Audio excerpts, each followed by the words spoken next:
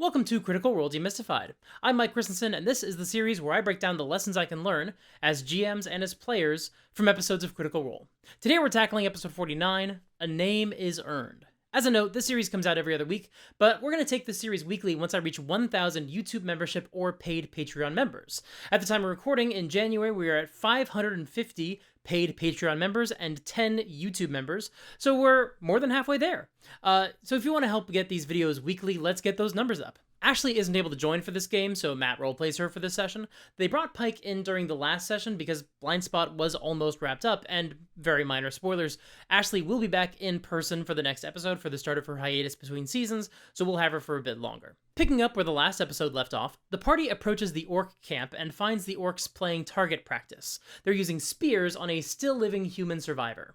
They also have some feral bears chained up, and at the back of the camp there are 2 tents with the rest of the human prisoners inside.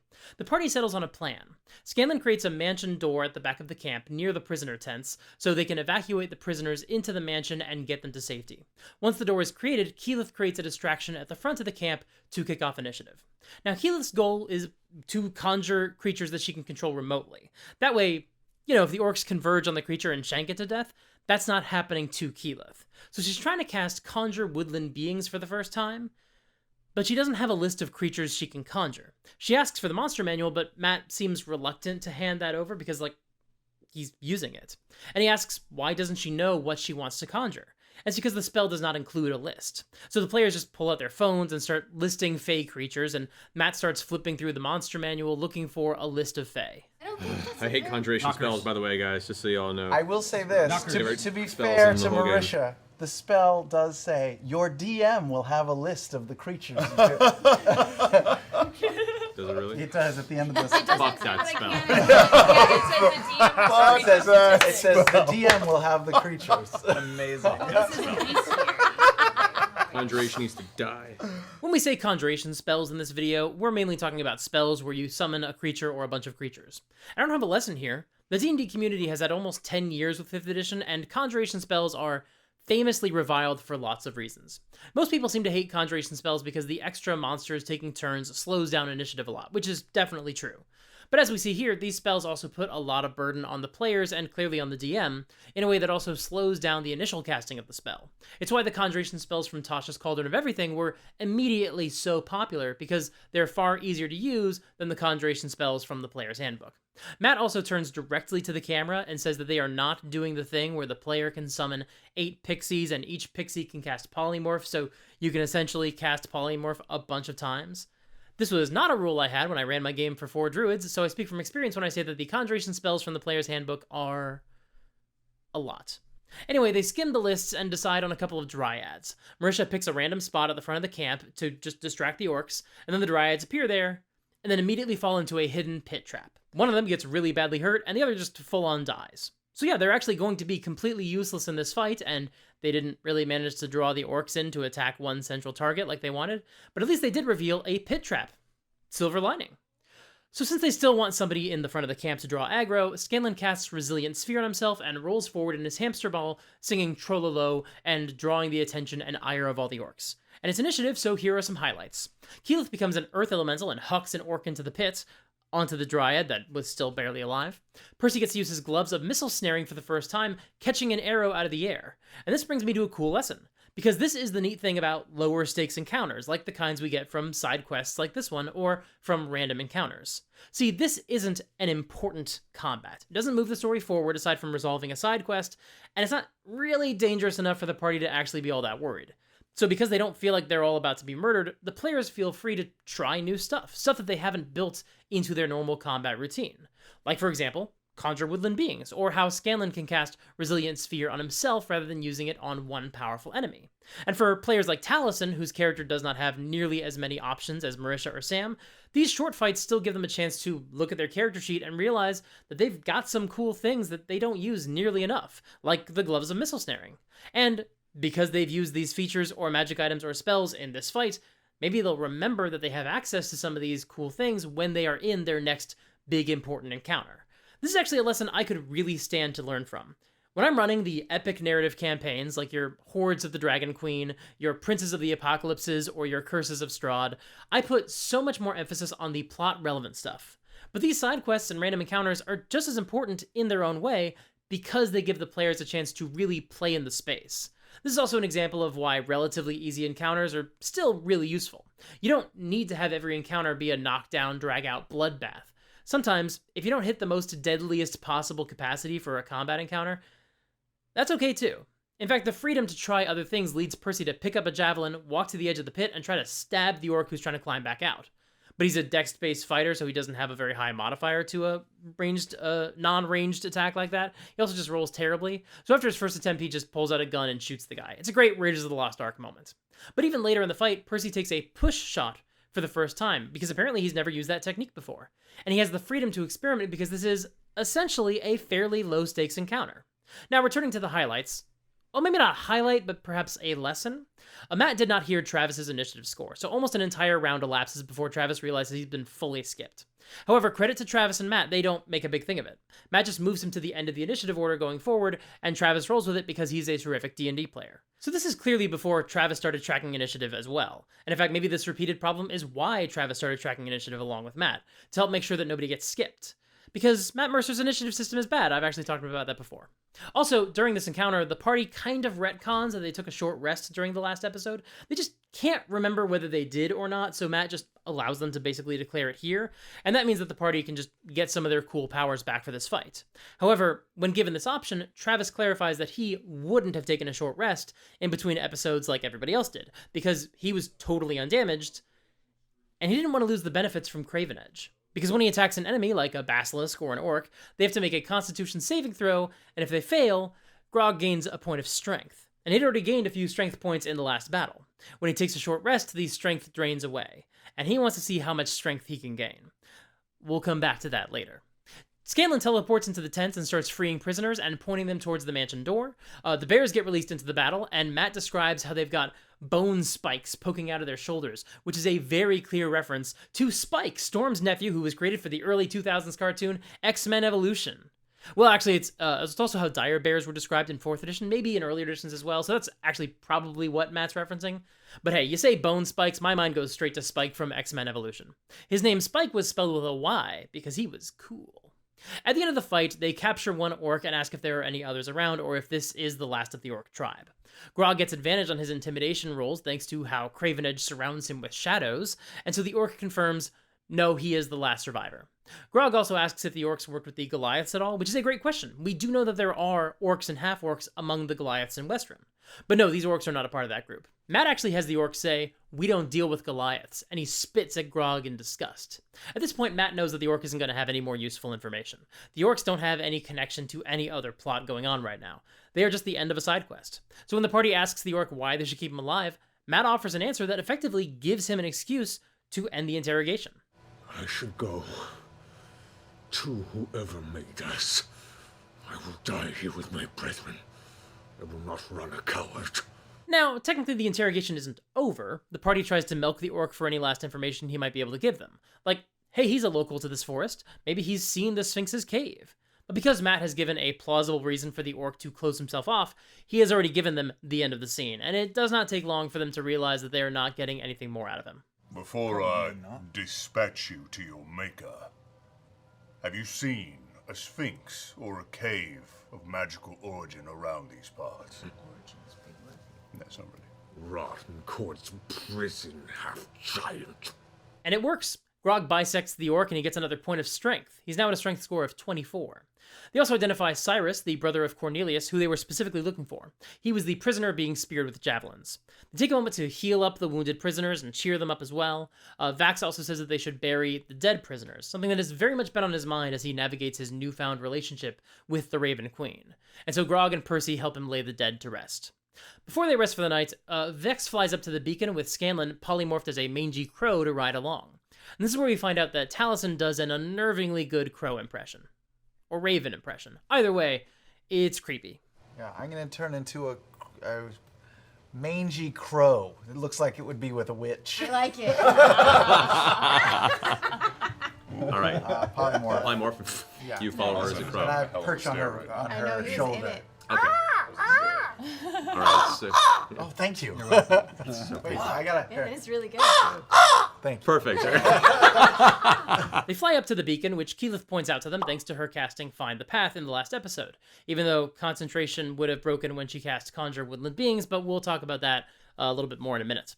They find a triangular cave carved into the side of the mountain, but they don't go inside too far, just enough to see that there are some stairs leading down that go to darkness, but there's a faint blue light visible at the base of the stairs. Also, before they take their break and take their long rest, Grog declares that he is not resting for the night. Now, Grog got a point of exhaustion for using Frenzied Rage, and this will give him a second level of exhaustion. So he's going to have disadvantage on his ability checks, and his speed will be halved. I want to see how far this can go. I want to push this. I've tried this experiment in real life. It never ends well. During the night, Grog asks Cravenedge how much he knows about what his former owners were up to. Specifically, the Briarwoods wanted to bring back a god named Vecna. So what does Cravenedge know about Vecna? But no, Cravenedge only cares about blood and satisfying his endless hunger. Cravenedge tells Grog he's so close to being full. Grog wants to know what happens when Cravenedge gets full. Does he get bigger? Does Grog get even stronger? But Matt doesn't want to tip his hand to this just yet, so Cravenedge just says, "Feed me, and you'll find out." The next day, Tyriok agrees to guide the survivors they rescued back to the camp outside Kymel, and the party continues on their trek. And we get this exchange, which I think about all the time. Scanlan, maybe not blackbirds for a while. All right? I'll stick to my... This is a touchy subject. Oh, yeah. Sorry, I forgot. Well, actually, no, I don't know what you're talking about. Stay away from blackbirds for a while. Okay.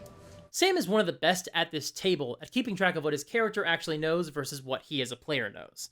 Even something that is hardly a secret, like Vax's dynamic with the Raven Queen, something that everyone in the cast has been fully aware of, well, Sam realizes that actually really only Keyleth and Vex would know what's going on. Now, the rest of them might be able to make some educated guesses based on some things that have been said.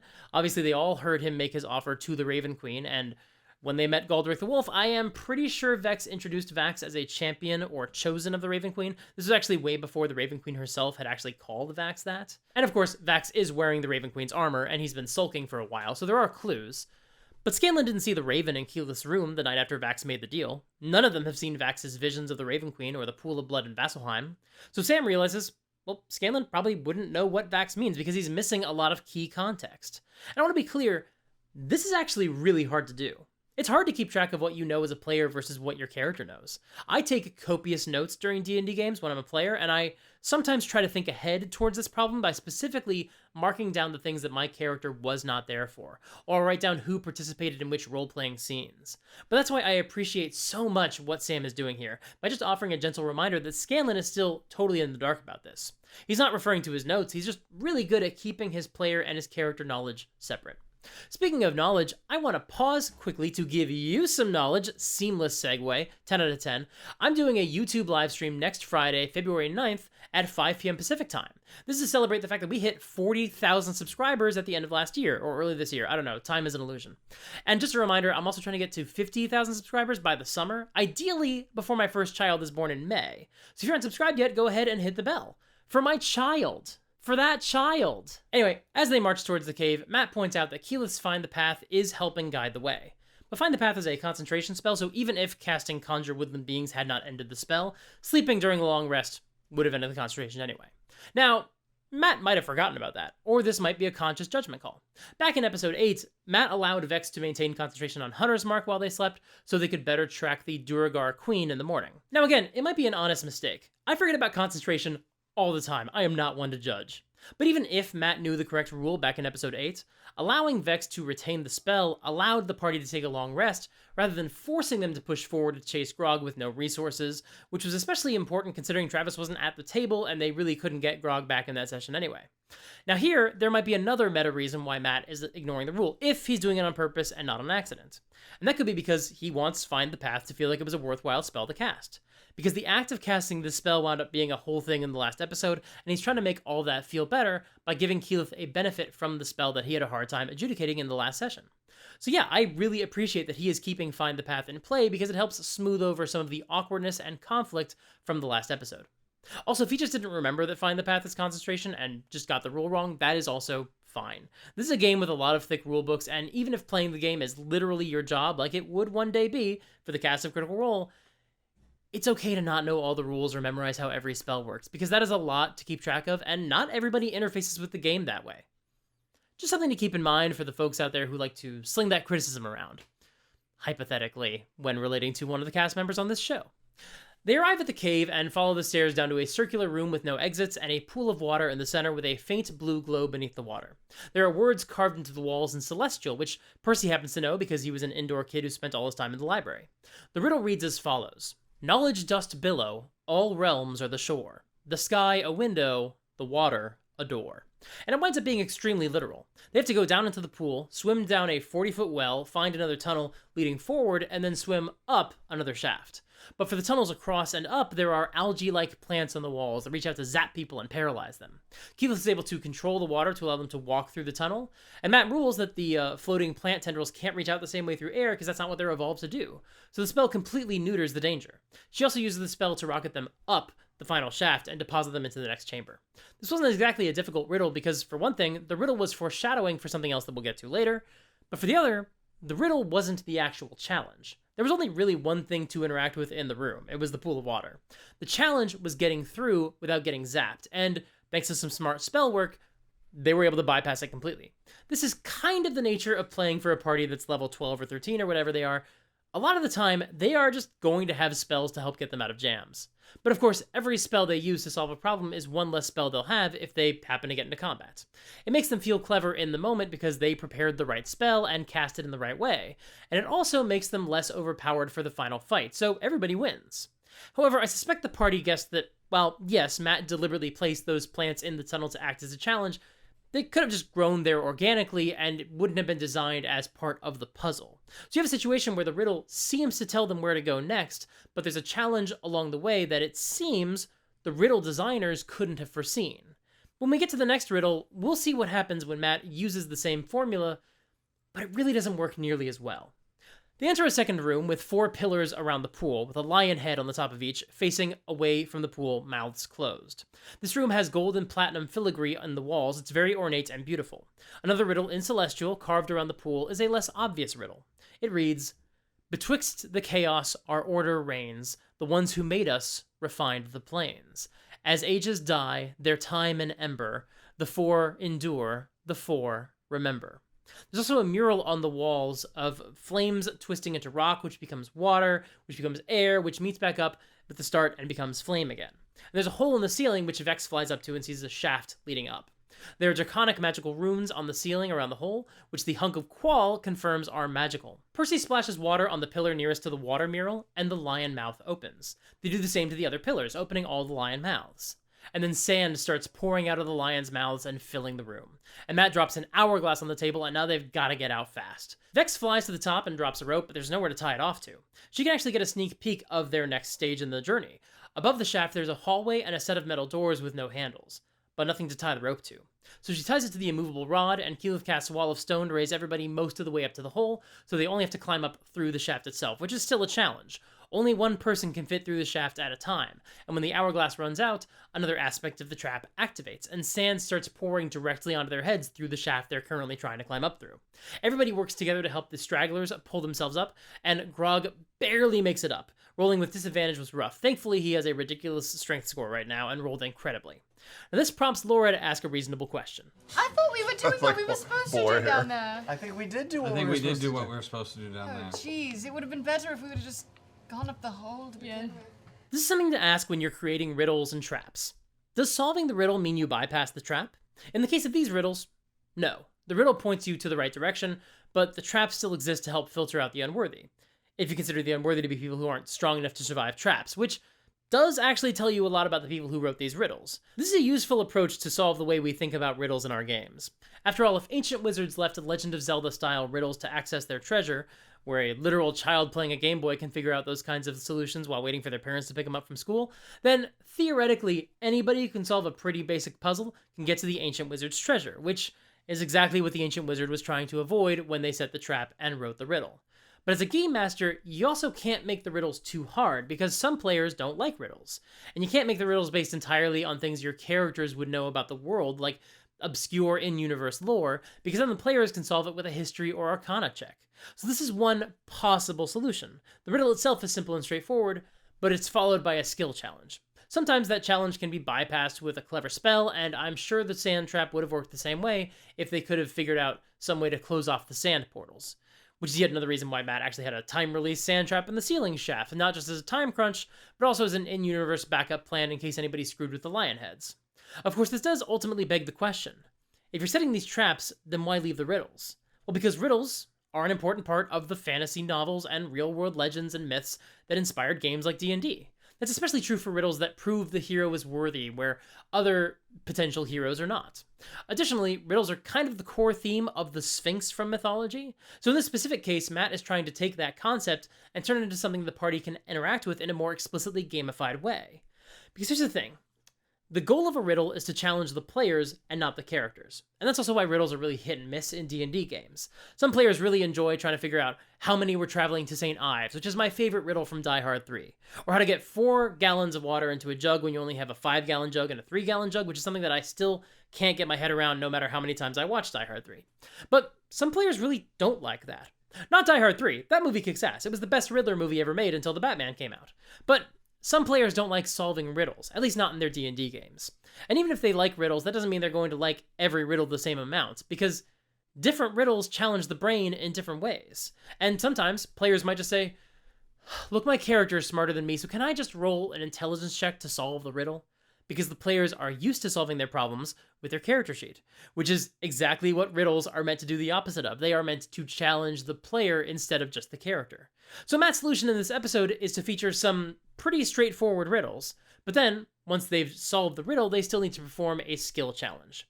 And in theory, I can see how this could be a really smart solution to the riddles in D&D problem. Except that's not how riddles are meant to work. The idea behind a riddle in fantasy stories is that, generally speaking, it allows you to bypass danger rather than putting you in further danger. So you get a situation where solving the Lionhead riddle was actually worse for them than just ignoring the riddle and leaving the room, and that actually works against the player's expectations. And subverting expectations is not always a bad thing, but here, it does kind of mean that the players just feel like they did something wrong by engaging with the riddle that you gave them. And it also breaks the fantasy of riddles in D&D because it doesn't line up with how prove your worthiness riddles are used in fantasy and folklore. And to be clear, I don't think Matt committed a D&D sin here or anything. As I've said many times already, riddles are an imperfect thing to include in D&D for lots of reasons. And these riddles do help set expectations for the final challenge, which we'll see soon, and there is a value to that. But as we'll see shortly, I think the final riddle does a better job of this concept by putting the challenge in front of the riddle's solution instead of behind it. You'll see how that works in a second. This is a good trap. It is well designed, and it's interesting, and it was really tense for the players as it played out at the table. I'm going to make a whole other video about traps probably later this year, but in short, I do like this trap a lot. It's very cool. But the trap really should be triggered if the players get the answer wrong. Or this should just be a death trap that triggers if the players do something they're not supposed to, like they break a commandment, like touch nothing but the lamp. Pairing the riddle's correct answer to a death trap makes sense in theory, but in practice it really messes with the player's equilibrium and makes it hard for them to know what they're supposed to do going forward, which can be a really hard bell to unring. Anyway, in this next hallway, Grog suggests they take a short rest. It's worth losing the strength bonuses to get rid of this disadvantage. Except then he learns that a short rest doesn't cure exhaustion, only a long rest does. So while everybody else takes a rest, he's going to power through. The doors have the symbol of Ioun etched into them, and as they enter, they see this room. The map is on screen. I'll describe it as well, but the visuals might help you track the locations as I describe them. There's piles of rubble in the corners nearest where the party enters. There are 2 walls running down the center of the room, creating 3 passages leading ahead. The ones on the left and the right have some webs inside, though those webs don't fully block the path. The passage in the center has a bowl or pit in the center, almost like a fire pit. At the end of each outer hallway, there's a pool of water. Additionally, the walls facing them include some of the same markings they saw on the obelisk in the Frostweald. Scanlan fits his Ioun stone into the slot, and the room lights up. They start making their way across the room, but Scanlan teleports to the other side, and finds himself right next to a male sphinx, lying lazily, fondling a crystal ball, waiting for them. You seek power, glory, retribution. I know your quarry, and I know your goal. She has told me. I can show you. But all great knowledge should not be given. You must be proven. It must be earned.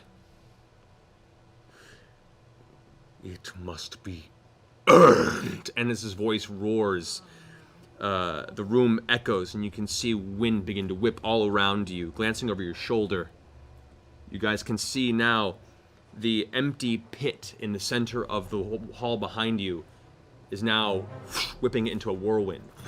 What appears to be like a small centralized cyclone that's now rising up, meeting the ceiling, staying stationary in place, just arcing there. The braziers flame up even brighter now. The flames, you can feel the heat even from your distance at this point. You can see now the Sphinx is baring its gleaming white teeth there at the top. What is my name? Roll initiative. Oh my god! So now the 4 elements are clearly represented in this room. And it's initiative, so let's start with some highlights before we get to the lesson, and then we'll have more highlights after the lesson. Percy starts experimenting with the elements, and Vax holds an action in case the Sphinx attacks anybody. Then, on initiative count 20, a layer action kicks in. Wind rushes through the room, and everybody has to make a Constitution saving throw. Scanlan, Grog, and Vex fail, and they age about 15 to 20 years. There's no mechanical consequence, though, so it's not the end of the world. But this is a very roleplay heavy group, so this is something that would likely have some consequences, even if there was no mechanical detriment. It's also worth noting that Travis seems to have gotten confused about his exhaustion rules, unless I've missed something. He's rolling his saving throws at disadvantage, but I don't think he has 3 levels of exhaustion. He only has 2. Now this is a pretty easy mistake to make, and it won't matter that much in this combat. Might be relevant in the next session, though. Anyway, the Sphinx roars, and half the party is now frightened, so things are jumping off. Pike casts freedom of movement on Grog, that'll be useful later, and now Grog faces off against the Sphinx, and he gets 1 more strength point, bringing him to 25 strength, which is the max for Craven Edge. And sure enough, Craven Edge finally gets what he wanted. He gets full.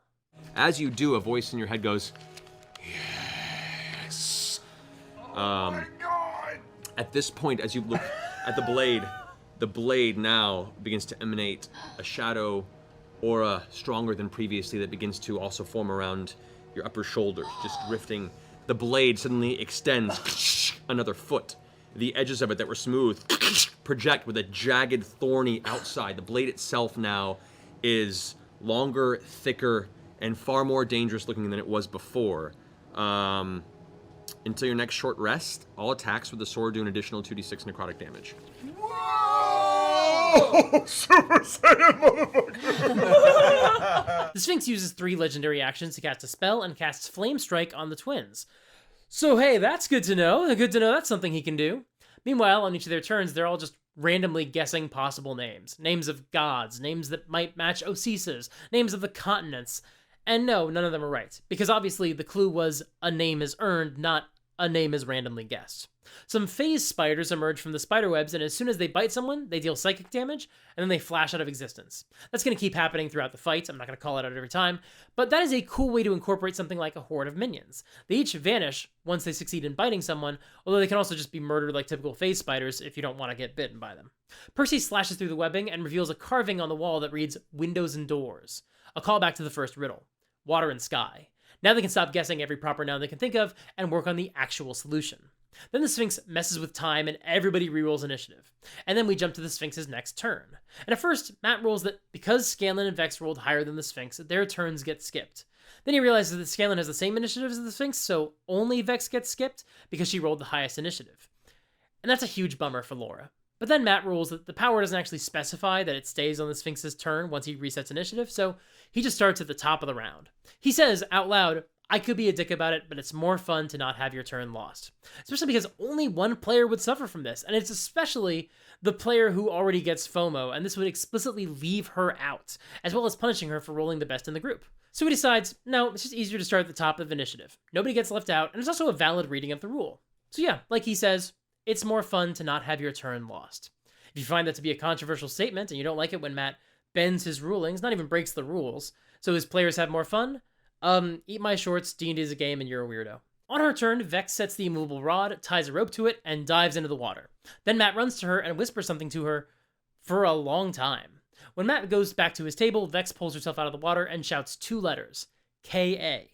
And the Sphinx makes eye contact with her and seems to register that she's on the right track. And she tells everybody, make sure you have a rope. She didn't have to roll anything, but whatever Matt said to her, it seems clear that she could have gotten lost in that water if she hadn't had the rope. She also takes some cold damage from the water once she emerges from the pool. So that's the riddle. There are elemental features around the room which seem to lead to the elemental planes, and once they go through each portal, they will get to see a section of the Sphinx's name. But they can't actually report on what they see until they get back, and if they don't take proper precautions, they might not be able to get back at all. And there might be some other mechanical consequences for going into the portal, like the cold damage the Vex just took. And adding to the chaos, they're currently being attacked by a CR-17 Andro Sphinx, and there's a bunch of phase spiders bursting into the fight every so often. Now, does this riddle make sense? Well, it certainly suits a D&D game well, and ultimately that's the most important thing. There are some things in Critical Role that happen the way they do because of how D&D works, and I would put this riddle into that camp. That's why this encounter was wildly different in the cartoon, because a scripted narrative has very different needs than a D&D game. But you still might feel like this riddle is just too contrived, and that's fine. Everyone's threshold for that is very different, I would assume. But taking this riddle as it is and accepting that it's a little bit artificial because it has to suit the needs of a D&D game, we talked about that a little bit earlier, well, I think this is a much cleaner solution to executing on the core fantasy of the Sphinx, while also not punishing the players for solving the riddle. In fact, it seems like some of those riddles weren't actually clues to solve those previous rooms, they were foreshadowing for this chamber. They were clues for when the party got here. And again, it simply wouldn't be fun to hand your players a bunch of chunks of letters and just watch the two puzzle lovers, Taliesin and Marisha, rearrange them to find the right combination. So Matt has a lot of other factors at play to make this challenge a lot more engaging for everybody, and to give everybody something to do. In fact, because there is so much going on, everybody can basically choose what they want to interact with. At this point in the fight so far, Scanlan and Grog have been focused on running interference on the Sphinx while everybody else experiments with the other features of the room. And Vax is kind of doing both. He's just trying to be as useful as possible and help however he can, which could be the title of his autobiography. But now, they have a goal. They understand the riddle. Unlike the Lionheads, this isn't a gotcha, where they get the answer right, but then they get thrown into a skill challenge anyway. Here, there's a lot of very clear foreshadowing that this is not going to be easy, and performing the skill challenge will help them solve the riddle. The answer to the riddle is the reward. Yeah, it's still completely contrived, although I do think it still works because the Sphinx knew they were coming, and Osisa put in a good word for them, so you'd have to assume that this Sphinx might be a lot less lenient if he thought they were evil. He might have just killed them along the way. And you can also argue that the Sphinx needs to know that Vox Machina can protect these vestiges and the knowledge he's going to give them, because otherwise someone more powerful could overpower the heroes and steal the vestiges from them, and the Sphinx can't let that happen. So that's why there are these traps to help basically figure out if the heroes are qualified. But whether or not you buy my justifications or not, these contrivances still lead to what is ultimately a smart solution to trying to channel the concept of the riddle of a Sphinx from the original myth, while also running a fun and challenging game of D&D. Okay, now let's jump back to the highlights. Percy digs through the rocks, puts on his mask, and shoves his face into the pool of sand, and comes out with J.I., and some bludgeoning damage from the rocks. Keyleth becomes a fire elemental and shoves her head into the fire, and comes out with M.A.L., and being a fire elemental negates all the fire damage. So assuming the other fire and water portals would be repeats of the ones they entered, which they don't know for sure, but it's a solid guess, then the last clue is in the wind portal in the center of the room, which Grog jumps into, with no tether to hold him in place. Oh, and also with the other players questioning whether or not Grog can even read. Matt runs up and whispers to Travis, and then he gets back to his table and starts resolving this scene in front of the entire group.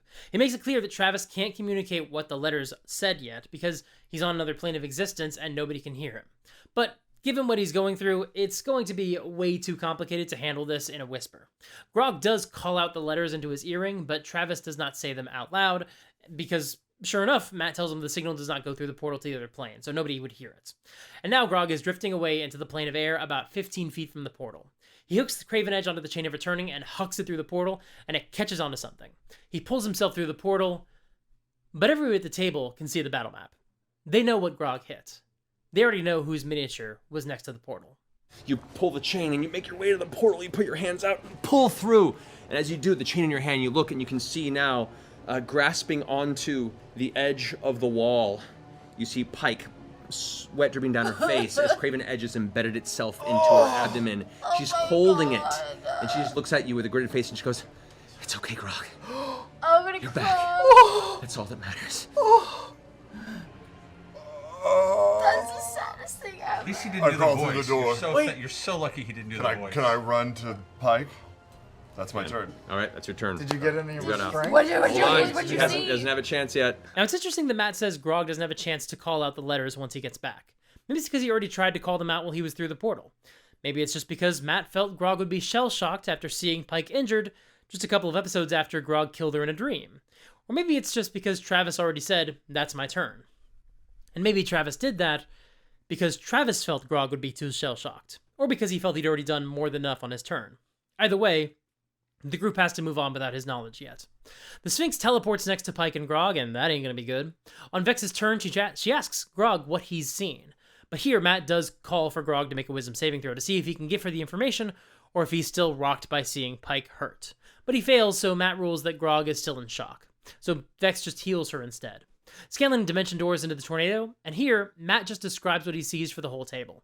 Scanlan sees chunks of land floating in the air, and one of those islands has some letters carved into it. Matt runs up and whispers the letters to Sam, but that's the end of Scanlan's turn. The Sphinx takes another layer action, and the half-elves all fail their save and age 10 more years.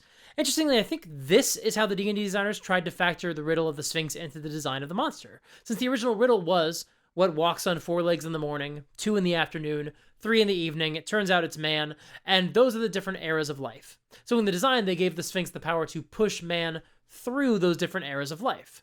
That's certainly one approach, I guess. Doesn't really capture the solve a riddle angle at all in any way, possibly, but it's still a cool power. Then the Sphinx roars, and Vax, Pike, and Grog fail their saves, and they're deafened, but if they failed the fear roll earlier, now they're petrified. Except Grog still has freedom of movement on him, so he is not petrified, thank you, Pike. On his turn, Grog calls out the letters O-R-I, and then he does nothing. He leaves Craven Edge on the ground, and does not attack the Sphinx. This may have been his moment of clarity when it comes to the dangers of Craven Edge. Now, obviously, the cast was semi-joking about how Grog can't read, and I am sure plenty of audience members will feel like, well, if Grog canonically can't read, how could he get the letters? And the answer is this. Grog's inability to read is a fantastically fun character trait. It's something that Travis has a lot of fun with. Grog also struggles a lot with numbers, which is why we got the fantastic haggling scene. When it's time to talk strategy, Travis doesn't always worry about that stuff, because he actually wants to, contribute to the game and not be completely hamstrung. Now, I talk all the time about how Matt honors his players' choices, and sometimes that does mean imposing a consequence because of these choices. But there is a line. Now, where that line ultimately falls depends a lot on the players and the table, but in this case, the cast of Critical Role plays an incredibly tactical game, and Travis often enjoys participating in those tactics. And so gating him off from that because he likes to joke about how dumb his character is, well, that just wouldn't be the right fit for this game. Also, there is really no specific intelligence number for when a character becomes illiterate versus literate, aside from like a 1 when you get Feeble Mind cast on you. So it really is more of a role-playing choice than anything else, and Matt didn't feel like it was worth determining that Grog can't actually help solve the riddle when he actually did throw himself into the portal specifically because he wanted to help. And he did that instead of staying and doing damage to the Sphinx, which is really what his character is built to do. And so actually, Matt is still honoring his player's choice by allowing him to play the game the way he wants to. Percy was holding his action for when he heard the last letter, so now it's time to try to make some combos and try some guesses. Matt allows Percy to call out 3 possible names with each action. That's the most reasonable way to keep someone from just shouting out every possible name in one turn. On the Sphinx's turn, he knocks Vex unconscious. Vax throws a lasso around Grog's neck, which actually I guess that's just a noose, and Vax uses Grog as his tether as he jumps into the tornado to rescue Scanlan. On Scanlan's turn, he casts Dimension Door to the portal, but he thought he'd be able to teleport through the portal that way, but he can't. It's not how it works, so thankfully he can use the rope to pull himself through. He can heal Vex when he gets through. Wind whips through the room, and Vex ages another 4 years. She's aged 29 years in the past 30 seconds. Percy calls out some more names, and he lands on Kamal Giori. And Matt switches from battle music to peaceful music, and the portals begin to close. So Grog yanks Vax to safety before he gets sealed in the elemental plane of air.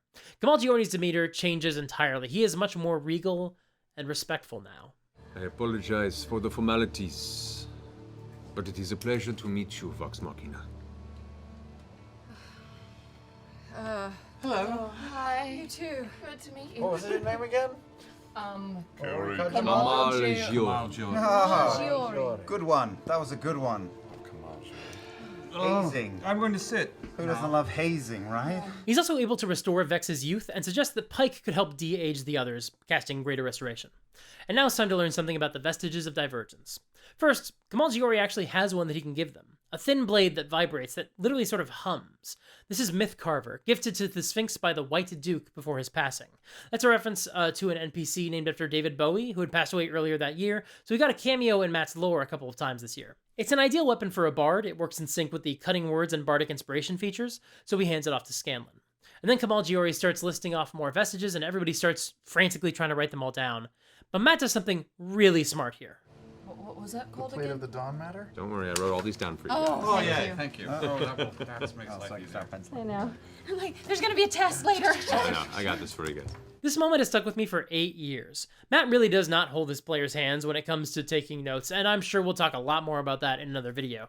But this is maybe some of the most important exposition they will ever receive in the entire campaign. The Chroma Conclave is about 2 parallel storylines: hunting dragons and tracking down the vestiges to help kill those dragons. So they need to agree on exactly what they need to do, so there cannot be any discrepancies in their notes or any details they forgot to write down. And so rather than pause multiple times to repeat himself to make sure they got all the information correct, he just tells them that he's going to give them a handout of this exposition. I do this exact same thing when I run my Curse of Strahd game. When my players receive the Tarokka reading and they learn what they will need to do in the campaign, I tell them in advance, what you're about to learn will stick in your mind almost supernaturally. It'll be very easy to recall this information. And then I tell them, I'm going to drop this reading word for word into the Discord after the session, so you can just copy paste it into your notes. And that way they don't need to frantically type while I talk, they can just sit back and enjoy the scene. And it was inspired by this moment from this episode. It worked so well that I just stole this trick entirely for my games. Speaking of which, let's go ahead and sit back and enjoy Matt's exposition about the vestiges. Fenthras, wrath of the Fey Warden, a bow that felled titans. It was lost in the Feywild in the Calamity. Obviously for Scanlan. Obviously. It now acts as the heart of a cancerous tree, corrupting the verdant land there. The plate of the Dawn Martyr, beacon of protection to the chosen of Pelor, gathers dust on a wall in the city of Brass, a trophy won by a fire giant in a card game from a Sutan bloodline that once donned it. Kabal's Ruin, a magic devouring cloak once used by an assassin to eliminate the unscrupulous den of Druja. It is now worn by a merchant warrior with a missing eye in the walls of Ankarel. The Spire of Conflux, a staff born from Melora's very breath, was devoured, along with its previous owner, by a Goristro named Yenk, in the endless maze of the Abyss. The Titan stone knuckles were taken from the brutalized corpse of their proud owner, now worn by a terrible half-giant turned tyrant in Westruun. I sense you know this, tall one. I can taste your fear from here. Whisper, blade forged from metal pulled from the far realm, was a center to many a dark ritual. It now lies at the bottom of the Osmit Sea, sunken with the lost ship the Shrew, in a storm 300 years ago, near an island of glass. Know that all life is connected on an impossibly small level, beyond the mind's ability to understand, on your level. Ideas transcend distance and language. Many share dreams, thoughts, inspirations without knowing. The fact that you are now aware of these, others too may now be drawn to the search as well. Beware. Now go. You have earned the name. You have earned the knowledge. The race is on. I love how evocative each of those descriptions are. You can easily imagine an entire adventure focused on each of these items, and in fact you might choose to mock one up if you wanted to run something differently from how it played out in the campaign, and you would have a lot to work with.